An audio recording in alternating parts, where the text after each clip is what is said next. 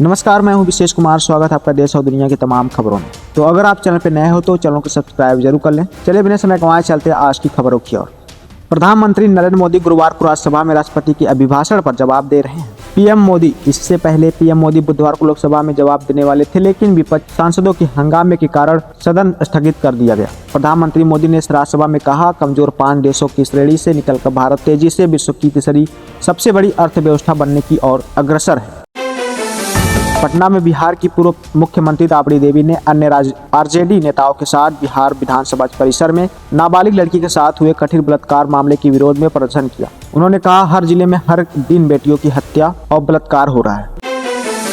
केंद्रीय मंत्री जेपी नड्डा द्वारा लोकसभा सांसद राहुल गांधी के संदर्भ में अबोध शब्द का प्रयोग करने पर कांग्रेस सांसद प्रियंका गांधी वाड्रा ने कहा, उन्हें बोलने की अनुमति दी जानी चाहिए। क्या किसी के बारे में इस तरह बात करना ठीक है? लोकसभा सांसद राहुल गांधी के बयान पर भाजपा सांसद कंगना रनौत ने कहा, उनके शब्दों का चुनाव देखिए। जिस तरह से उन्होंने एप्स्टीन फाइलों के बारे में कहा कि इसमें माल और कबाब जैसी बातें, ऐसे सड़े और भ्रष्ट मानसिकता वाले व्यक्ति आप और क्या उम्मीद कर सकते हैं?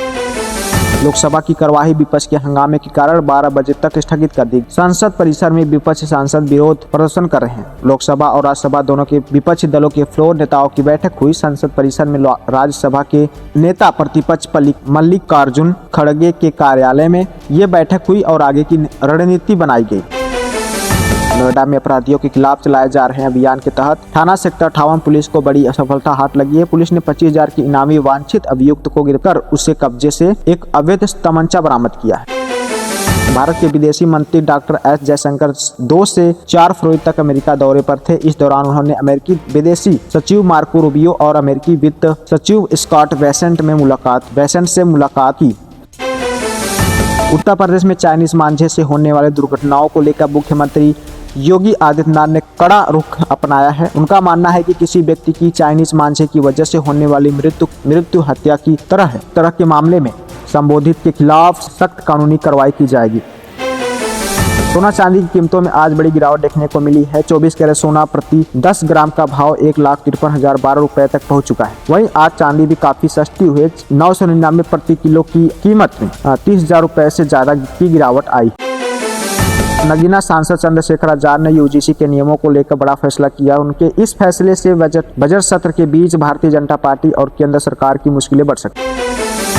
15 दिनों में 860 लोग दिल्ली से लापता हो गए, यानी हर दिन औसत 54 लोग दिल्ली से गायब हो रहे हैं। सबसे ज्यादा संख्या महिलाओं और लड़कियों की है, जिसमें 509 महिलाएं और लड़कियां लापता हैं और लापता पुरुषों की संख्या 298 है, जिनमें से दिल्ली पुलिस 235 लोगों को ढूंढ पाई है और 572 लोगों का अभी भी कोई अता पता नहीं है। सवाल यह है, क्या देश की राजधानी अपने नागरिकों को सुरक्षित रख पा रही है? आपकी क्या राय है? एक बार कमेंट में जरूर लिखें।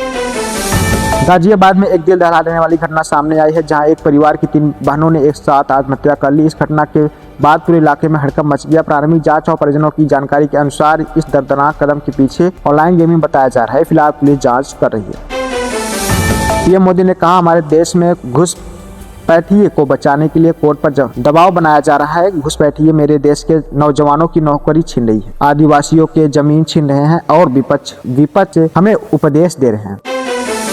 अयोध्या जिले में बोर्ड परीक्षा की तैयारी अंतिम चरण में पहुंच चुकी है। इस वर्ष कुल 77,578 छात्र छात्राएं बोर्ड परीक्षा में शामिल होंगे। 10 फरवरी से हाई स्कूल और इंटरमीडिएट दोनों कक्षाओं के विद्यार्थियों को अपने विद्यालय के माध्यम से एडमिट कार्ड मिलेंगे।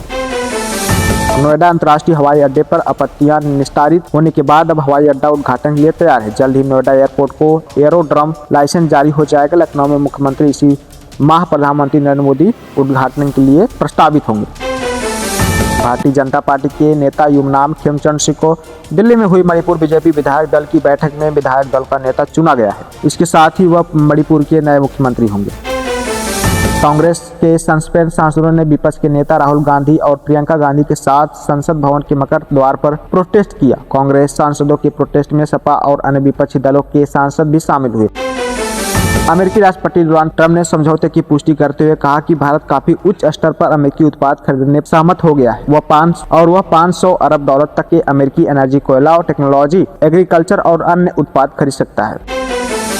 इंडिगो ने मंगलवार को एक ताजा ट्रैवल एडवाइजरी का जारी करते हुए ईरान संकट को देखते हुए 28 फरवरी तक अपनी कई उड़ानें रद्द कर दी है। इंडिगो ने 28 फरवरी तक जहां से आने और जाने वाली उड़ानें रद्द की है, उनमें तिब्लिसी, बाकू, अलमाटी और ताशकंद की फ्लाइट शामिल है। तो ये थी आज दिन भर की खबरें। तो अगर आप चैनल पर नया हो तो चैनल को सब्सक्राइब जरूर कर लें, क्योंकि यहाँ आपको देश और दुनिया की खबरें सबसे पहले देखने को मिलेगी। मिलते हैं अगली खबर में।